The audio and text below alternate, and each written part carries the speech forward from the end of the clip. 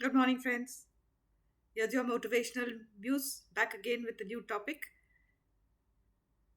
how to bust myths about happily ever after. Yes, my dear friends, this is your motivational news, and welcome to my channel. I give you motivating videos that help you in all walks of life. And here I am talking about one in which we always talk about fairy tales ending with happily ever after. And many attribute this fact to marriages also, like every fairy tale. That's why it's called fairy tale. TLE is only a story. And they say, and they got married and they lived happily ever after. But the fact that you say happily ever after suggests the fact that there will never be any conflict. Now conflict, uh, this is a part of life. There are two different individuals coming together from two different backgrounds, two different families, and two different lives. And now they are expected to live together in a home and make a happy family. So the expectations should not be unrealistic. It should be received with an open mind. That is why don't make it like a fairy tale that everyone will be happily ever after, and that's what happens. So at the first sign of any conflict, or that the first sign of something going sa, there is a shift in the mindsets of both these people who are come together in matrimony and marriage. So there will be conflicts, there will be differences of opinion, there will be a lot of things, and they say then marriage is a compromise. Now again, this is another thing which is a myth, in the sense that yes, it is a compromise, but when both individuals are expected to compromise, not a one sided one. Not only the wife has to compromise at every turn and twist, or not only the husband has to compromise at every turn and twist. It should be a equal give and take, because they're supposed to be partners in a marriage. And if this cannot be looked at and it is only one sided, then that compromise is not a compromise. That is the first warning signal which you should realize, that, buddy, you're in trouble. You will always be the one who has to compromise, and then this can end up in making you a very unhappy person throughout life and end up in a disaster towards the end. Then, both, they have this healthy atmosphere in which both compromise, in which both look out for solutions that will be equally helpful for both partners, especially when children come along. When children are born, now it's not only just the husband and wife, it is now a new individual which has to be catered to. So, in addition to just looking after your wife or just looking after your husband and their father and mother, now suddenly you have to look after your own kid, and then that kid is very demanding, because initially they are small and then they take up all your time and attention. Your partner should realize that, and at that time he should not be thinking like, oh, what about me, I'm getting neglected in the bargain. He has to equally chip in, because remember that the wife keeps that baby 9 months in her womb, not in his tummy. It's in her tummy. So her 9 months, and then after that she has to feed the baby. Think about it, if the man had to feed the baby with his breasts, how would it be? Nobody thinks of these things. They think, हाँ ये तो सब होता है, सबके बच्चे होते हैं, and it happens to everyone. But no, when it happens to the person concerned, then that's the time when you realize that these things are not as romanticized and as idealized as something perfect. Somebody has to compromise. There have to be late nights, there have to be no nights of sleeping, and then the partner has to get up and look after those children, not just leave it to the woman. It's not a one sided thing, it is a partnership.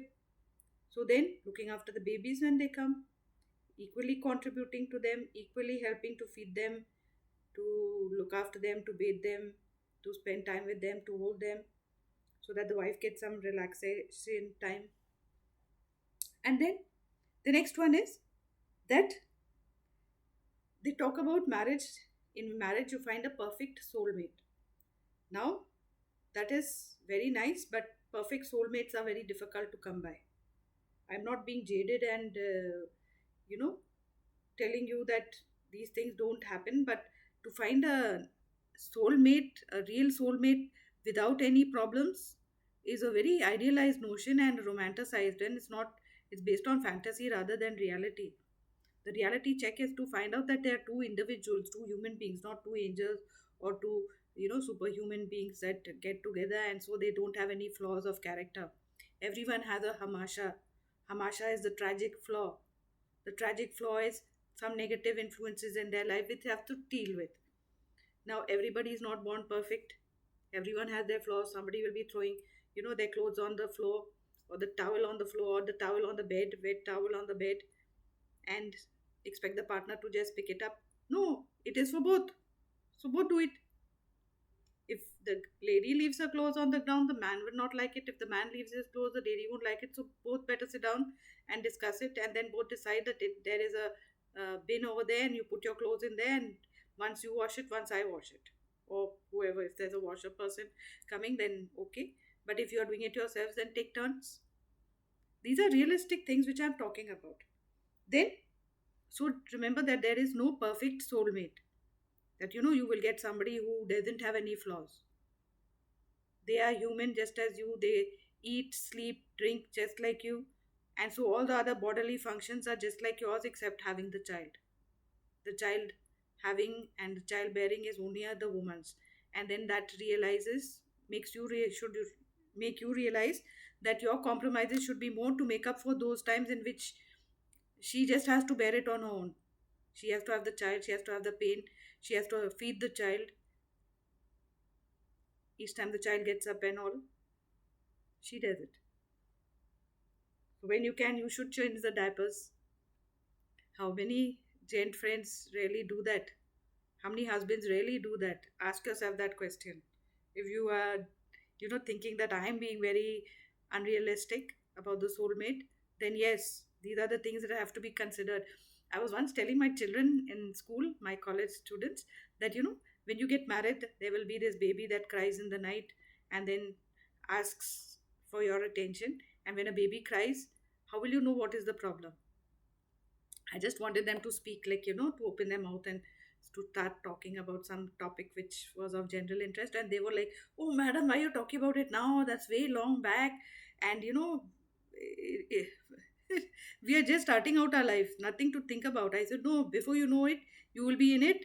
And then you will be thinking about what I told you. And true enough, now my children who I was teaching in Maths University, they will remember this, that these are the topics which I had spoken about. And I said, when you have kids, and now they have 2 and 3 kids, and now they're dealing with all those things which I told them about that many, like, for about 20 years back. So it's a reality. Come, there's a reality check which is going on. So if you have a soulmate, the soulmate will be your soulmate when there are compromises made on both sides. Both the individuals will compromise, and both of them will find a way and an amicable solution to the problem, and lovingly do it. Not like, just leave it for one person and say, you jolly well manage it the best way you can. That is your job. That is the wife's, rigid rule. Ki you will do this. This is all the wife. She will cook. She will look after the children. She will look after the parents. She will make the house, keep the house clean and look after everything with or without servants. So that is not a rigid rule.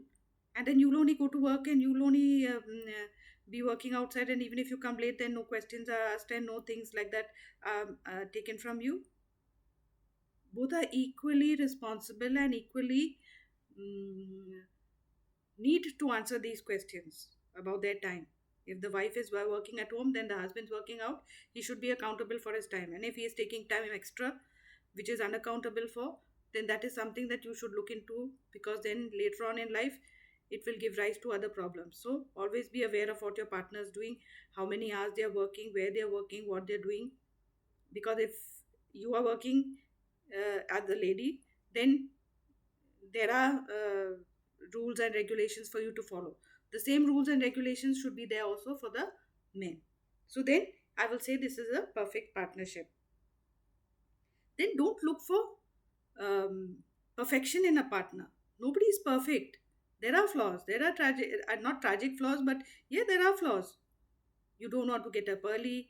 You sleep late. You give more focus and attention to your work. You don't want to spend time with the children. You would spend time in your office rather than with the children. And when you spend time with the children, then you lose your temper when you're dealing with them. Then those things are not good. Whatever you have to do with equal interest and with equal partnership. And then, yes, there is no constant state of happiness. A constant state of happiness would be the happiness of the gods, that they are perfect and they are happy at all times and everything is born homey and um, everything is perfect, but it's not perfect. Yeah, you're dealing with two individuals who are human, who have their positives and negatives, and you have to deal with it very happily, very with a great deal of understanding, caring, love, and then compromise. And the compromise should be equal, as an equal partnership. And then I'm sure that everything will be good. So, but these are the things which I want to tell you, so that when you get married, don't think that it's happily ever after. It will be happily ever after if you pay attention to these do's and don'ts. So, have a wonderful life.